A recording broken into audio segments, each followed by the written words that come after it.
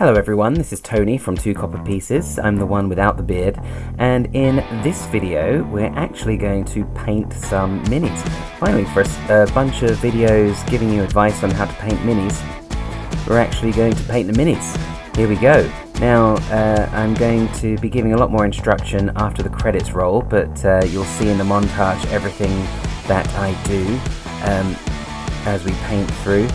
There are probably going to be a few things that you miss. There's quite a few little specific tips I've got for you about keeping your brush nicely pointed, about how much paint to load up. A lot of quite technical stuff that's going to make your life a lot easier that is quite hard to get across in a quick montage like this. So you might want to stick around for the rest of the video to actually receive the tips. But if you're happy to just watch me slap a load of paint on some minis from beginning to end, well, you can stop after this montage finishes if you like. These are not the finished article, these are essentially the base coat, but I'm using speed paints, which is really allowing all of that work that we did with the highlighting in a previous video to shine through, and that makes a big difference on how easy this paint job is, as you'll see later.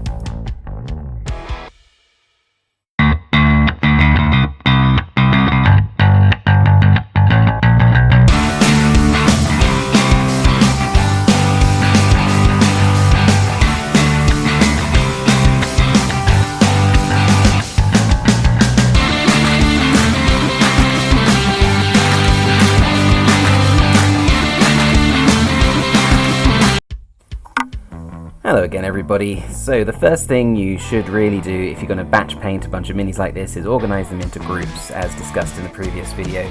You organize them according to their species or type or whatever they might be.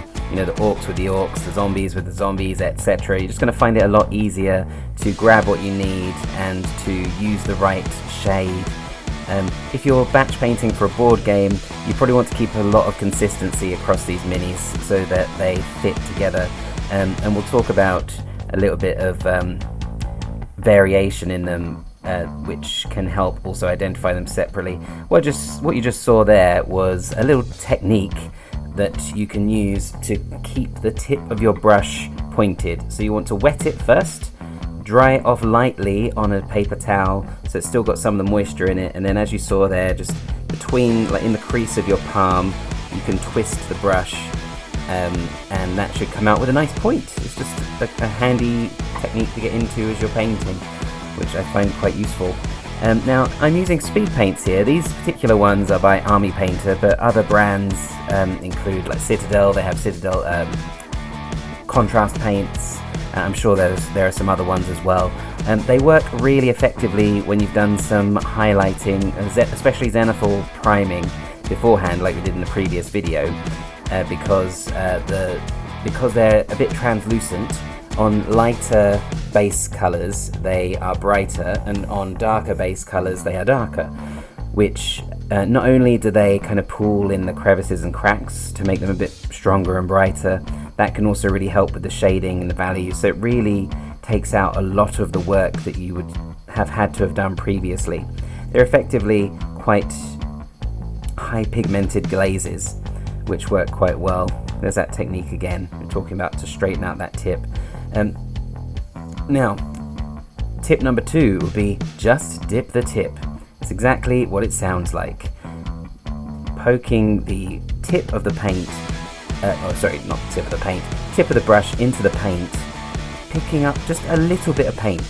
Not so much that it coats your entire bristles and it soaks up all of that paint.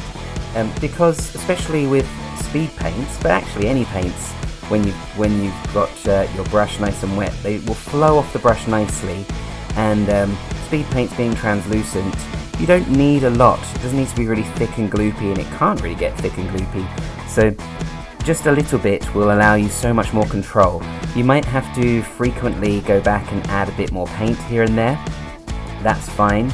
It may be a little bit annoying, but the amount of control you get with the brush for doing that is really worth the sacrifice.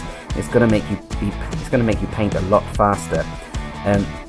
In here, because I've just added paint to the very tip, I can get the tip of the paintbrush into little crevices.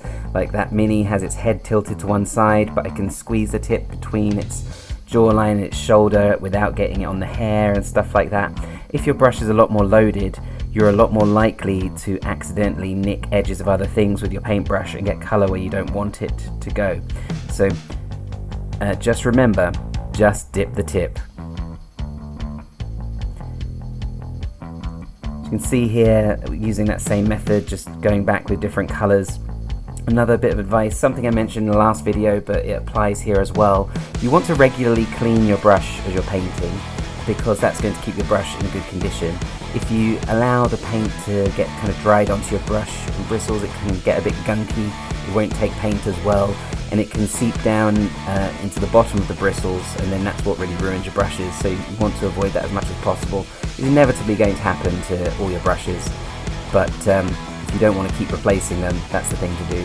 These brushes here, I don't know that they are particularly amazing brushes.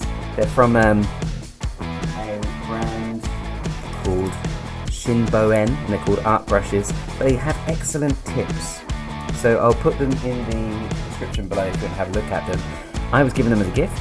I've got quite a lot of them, and they just work really well. So I like them. I'll probably get some more, or some similar ones. Yeah, look at those dirty fingers.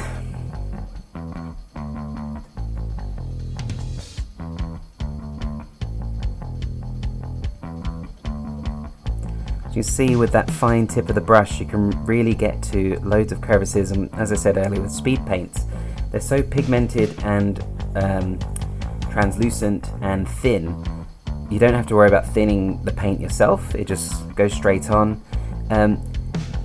You know, more advanced painters will pick the paints they want, they know how to thin them, etc. But when you're just starting out, give yourself a head start, I'd say. This makes it a lot easier. Here you'll see I'm making a bit of a painting choice here. So this is a gargoyle. It's supposed to be entirely stone from the cover art, that's what it implies, but I just wanted to give it a splash of colour because otherwise it looks a little bit dull. I'm not using any metallic metals when I'm painting here, no true metallic colours. That was just a sand colour. But you see it got a real vibrancy to it, and again, with speed paints, it makes it a lot easier to give something a bit of a metallic look, even with non-metallic paints. And if you just make sure it's lighter in the right places where the metal is likely to shine, and darker in the crevices where it's less likely to shine. Now, looking there, I'm kind of rubbing off paint with my finger. That's not because I've made a mistake, it's because I sort of made a mistake, I suppose, but it's because I want to get a really defined edge along the end of the blade, to give that a bit of shine that contrasts with some of the darker paint. Because inevitably the paint's going to dry, it's going to look a bit darker, but the bits that I've wiped off will definitely look a bit lighter. Just going back and adding in darker parts of the crevices there as well.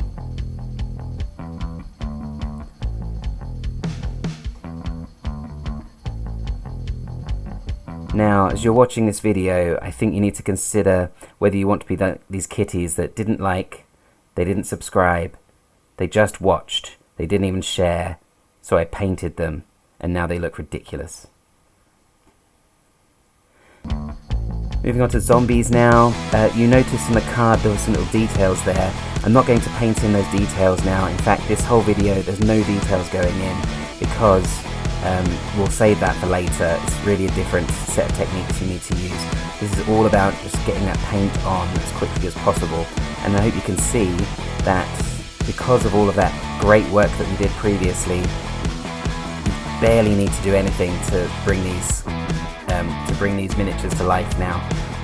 Also point out another tip, especially if you're batch painting, don't overthink your colour choices. Don't stress it too much, just pick the colour that makes sense. Look, orc skin for your goblins and orcs, it's fine.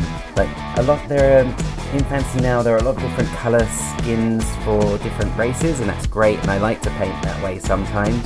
For a board game, especially a board game like this, where they've got a lot of art throughout the pages, you might just want to stick to what the art is telling you overall. This board game I actually eventually intend to raffle off, Heroquest, hoping to raffle it off and give the proceeds to charity. And because I'm raffling it off as well, it's not from my own personal collection, of which I don't actually have a very big personal collection. I want to stick to the art as much as possible, so it's satisfying for whoever gets it. These are the sorts of choices you can make though, where you've got a really consistent paint job for this. I think this is called the Dread Lord or a Dread Warrior.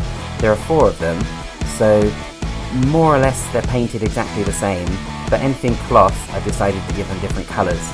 The reason you might want to give them different colours in a board game is so that when you're talking about the different pieces, you can easily discuss them.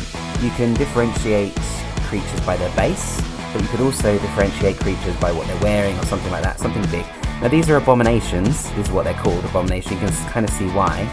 And I'm actually giving each of them a different skin tone, but that's because they are, monstrous abominations. They don't particularly specifically look like anything here. And with this red and sandy coloured one here, I'm actually doing a bit of wet blending, just quick rough and ready wet blending, and getting those colours on, going straight back into the water and blending it at the edges so it kind of blends together nicely. Again, something you can do very quickly with speed paints. Just keep everything quite wet, hydrated, mix it together, you're fine. In a future video when we come back in to do some more details, you'll see how we can really level these up. But because of all that work we did in the previous video, you can see that you don't actually need to do a lot to make these really come to life. I think they look really vibrant and clear. And this is the sort of result you can get. Now I really want to zoom in on this one in particular because I noticed that you might notice the eyes, they look quite defined. I've not done any work on those eyes, but they already look like they've got a little bit of an iris or a pupil. So now I'm just getting some red translucent paint, trying to get it in there, try and get a bit of a red glow, because goblins tend to have red eyes, and you just about see a little dot there. It's looking pretty good. Now, for complete beginners, to be able to get a decent eye going, that's pretty good going, I've got to say. Alright, thank you for watching the video, I hope it's been useful, I'll see you next time.